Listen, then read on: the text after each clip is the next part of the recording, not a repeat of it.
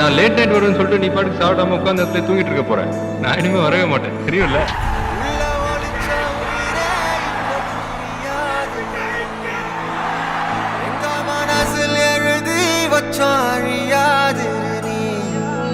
சோர்வடைந்த போது ஒரு